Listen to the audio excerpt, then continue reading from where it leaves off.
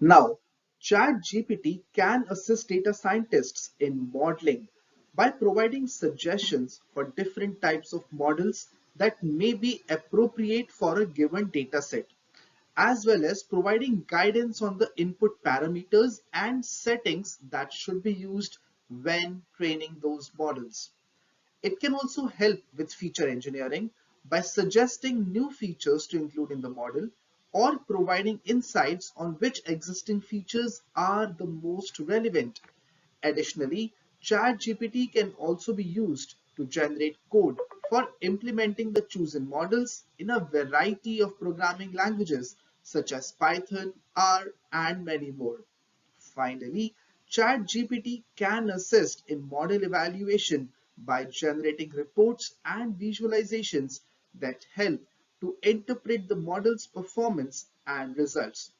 One example dataset that a data scientist may use for modeling is the iris dataset, which contains information about different species of iris flowers, including sepal and petal length and widths.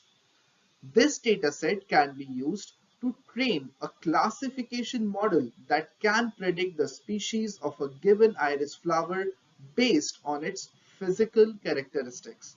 With the iris dataset, ChatGPT can help data scientists in many ways. They can generate summary statistics like mean, median, min, max, standard deviation, etc. They can provide suggestions for types of models that may be appropriate for this dataset, such as decision tree, random forest, logistic regression, etc., guiding on the feature engineering by suggesting which features are the most relevant to predict the species, generating code in different programming languages such as R, Python, etc. for the chosen model, and finally, assist in model evaluation by generating visualizations and reports to interpret the model's performance and results. All right, so let's try data modeling in ChatGPT. This is the ChatGPT screen where we will ask ChatGPT to first give a sample of, let's say, iris dataset, and then ChatGPT will tell you about the iris dataset. First, what it is. It's a well-known dataset in the field of machine learning, data science, statistics. What it contains is 150 samples of three different species of iris flowers, which are Setosa, Virginica, and Iris versicolor. And there are four features, which are sepal length, width, petal length, and width. And this is how the sample data set would look like. Now, it has given you in the form of a code. Let's say you want it in a tabular format. You can actually tell ChatGPT that give a sample of iris dataset in a tabular format. So it will not give you a code, but it will actually give you in a tabular format right up here in this window. So this is the first thing that we are doing in the data modeling experiment. We are asking a set of data right from ChatGPT first, which is a well-known iris dataset that we all have been working upon. Now, once this is there, what we will ask is, we'll ask ChatGPT for suggestions for type of models that are appropriate for this dataset, right? So let me ask provide suggestions for types of models that may be appropriate for this dataset. So it will give you ideas of the models that are appropriate for this kind of data set, and it will give you the same kind of models that you are used of working. It will give you answers like logistic regression, decision tree, KNN, random forest, etc. And it will not just tell you the models, it will explain a bit of models to you. Why logistic regression? Now, since the iris dataset has only three classes, logistic regression is the best, and it can be used to classify the samples into one of these classes. It's simple and interpretable, easy to train and understand.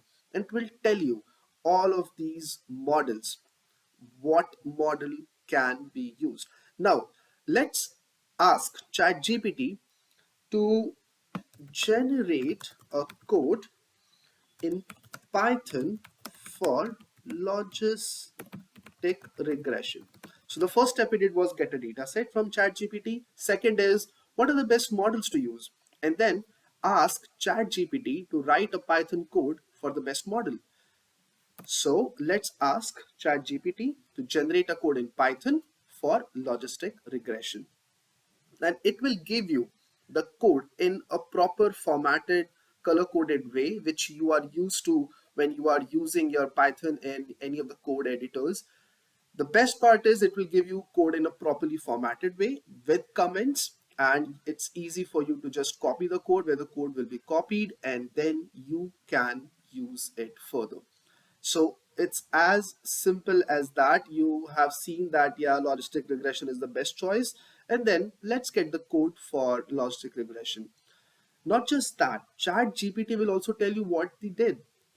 What he did was first imported the necessary libraries, and then we load the iris dataset, which split the data into training and test, and then train the logistic regression model. And after that, we use the model to predict on the test set. Finally, evaluate the model's performance using the accuracy score and print it. So this whole step-by-step process is being done. The code is there and the process is there, and that's exactly what any data scientist would do. This is easily done by ChatGPT, and it has actually given you the code and told you the different steps. Now this was Python, and don't think that only Python is available. You see that we have decision tree. So let's ask to generate code in R for decision tree. So then it will also give you a sample code for training a decision tree model on the iris dataset in R. So you have both R and Python codes available in ChatGPT, and you can just simply copy the code. So this way you can easily get the actual models available for you by ChatGPT, and all the codes will be available. And I've tested a few codes, everything works absolutely perfectly. And it will not just tell you the give you the code, but explain the code to you in a manner that anybody, any new person, any new data scientist or a seasoned data scientist, both will understand. Great. So we have now got a sample of data set. We have got the type of models. We have got the codes in Python and R for different kinds of models. Great. What we will do next is we will perform feature engineering on the above data set, right? So I will ask perform feature engineering on above data set, and uh, suggest which features are the most relevant to predict the species. Okay. So it will now do a bit of feature engineering and suggest which are the most relevant to predict the species. We will do a complete video on feature engineering later, but this is a part of this whole modeling data set and tell you which are the best features that will be used to predict the species. So this is another thing for for the data modeling, pretty good. It will tell you what are the different feature engineering techniques that can be applied, and it will give you a lot of useful information that will definitely help you uh, in performing the data modeling and feature engineering. So it will not just explain you the feature engineering, it will tell you, because we have asked him, okay, we have asked that suggest which is the most important feature. So it will tell you that from the iris data set, petal width and petal length have the high correlation with the target variable. Therefore, they are the most relevant features to predict the species of the iris flowers, right? Okay, what you can also do here is, let's say you have some test data that you want to check if ChatGPT is giving right response. what I will actually do is get the data from here.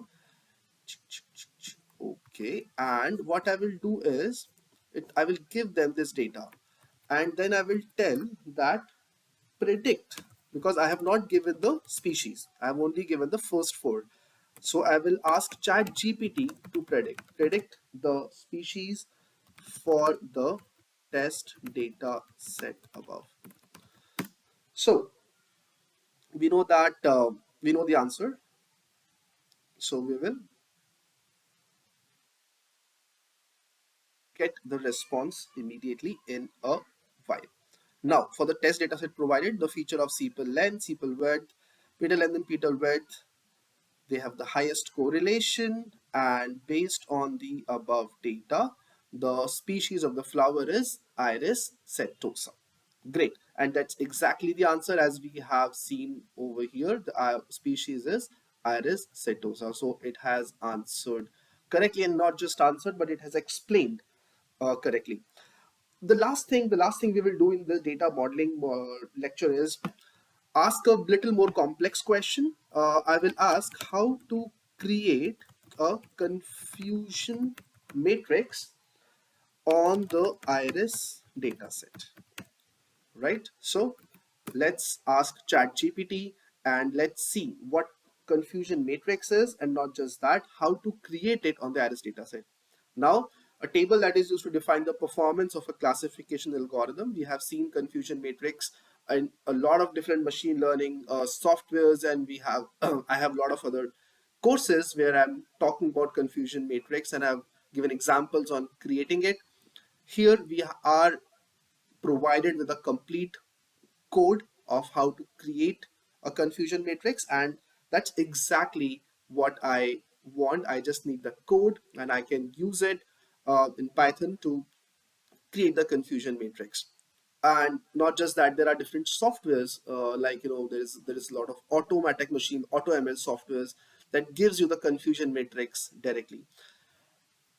So this is it. I think we have tested chat gpt quite well in the data modeling space, and we see that it gives you quite elaborate and valid and accurate responses, and it gives you more what you expect. Like, I have asked to how to create a confusion matrix, and it gives not just a code to create a confusion matrix, it tells you what is confusion matrix, it tells you why we have taken these steps in this manner, and you also will know that the what is the next step. In practice, you may want to evaluate the model using other evaluation metrics such as precision, recall, F1 score, etc. It gives you more ideas to work on this data model. So amazing, amazing capabilities of ChatGPT. In this lecture, we have learned data modeling, and in the next, let's see what we have. Thank you and see you in the next one.